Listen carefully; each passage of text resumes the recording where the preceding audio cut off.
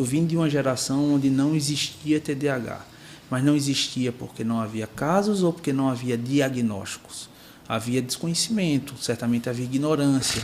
Então, provavelmente, muitos dos meus amigos que eram taxados de incompetentes, ou de fracassados, ou de preguiçosos, talvez tivessem um diagnóstico de TDAH não compreendido.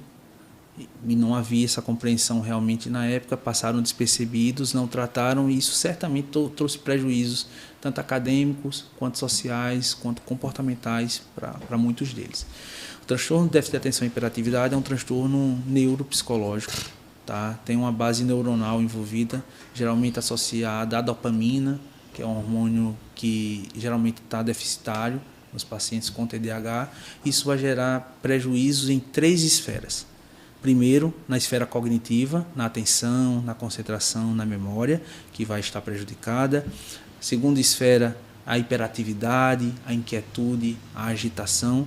E a terceira esfera, na impulsividade. É um paciente mais impulsivo, mais reativo. Na infância, a gente muitas vezes consegue demarcar essas 3 esferas. E esse diagnóstico se torna mais facilitado porque isso fica mais evidente, até porque a criança está numa fase escolar, onde na escola precisa se adequar a algumas coisas e as dificuldades apresentadas muitas vezes talvez não chamem a atenção dos pais, mas, por exemplo, certamente vai chamar a atenção da escola, do educador, do professor, do coordenador. Então não é incomum os pais serem chamados para a escola, porque a escola é a primeira que presta atenção naquele tipo de sintoma, porque se o menino tiver prejuízo no rendimento escolar, na concentração e também uma hiperatividade que vai gerar um comportamento disfuncional em sala de aula, claro que o professor vai entender.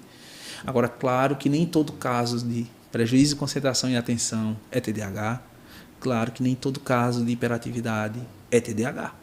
E aí vai caber um diagnóstico mais efetivo, até para a gente não também sair de um zero diagnóstico para um super diagnóstico, porque todos nós em algum momento temos prejuízo de concentração, atenção. Se eu estiver ansioso com alguma coisa e pensando em alguma coisa aqui, eu não vou me concentrar no que você está falando, por exemplo.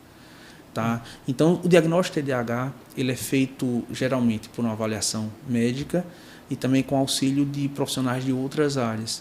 Um exame muito importante é o teste neuropsicológico, que é uma bateria de exames que o neuropsicólogo, que é profissional da psicologia, vai fazer, que vai avaliar vários aspectos cognitivos e comportamentais da história do paciente, através de escalas já cientificamente muito bem embasadas, e é um teste muito importante para ajudar na firmeza desse diagnóstico. E claro que o relato das pessoas que acompanham essa criança, por exemplo, também é importante, que às vezes a criança tem um comportamento num ambiente, mas em outro não tem. Então a chance de TDAH aí já começa a ser questionada, porque o paciente com TDAH ele não tem amarras, então não é ele fica quietinho aqui, em outro lugar ele não fica. Então uma criança de repente que não fica quieta no tal lugar, em outro lugar, será que lá não é mais permissivo, é um ambiente diferente, com menos, sei lá, autoridade ou limite? Né?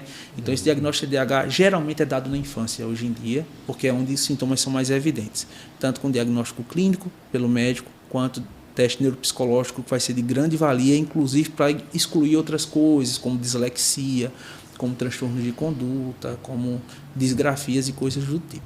No adulto é mais complicado, porque lembra que eu falei para vocês de 3 esferas? No adulto não tem mais essas 3 esferas tão evidentes, porque o adulto, como ele cresceu, ele criou por si só ferramentas de driblar algumas adversidades dessas. Então, certamente, por ter passado por muitas dificuldades, ele já vai criar um jeitinho de evitar. Então, você tem menos evidência dos sintomas, principalmente os sintomas de hiperatividade. O adulto consegue socialmente se conter mais do que a criança, mas ainda os sintomas de déficit de atenção e concentração e os de impulsividade perseguem esse adulto.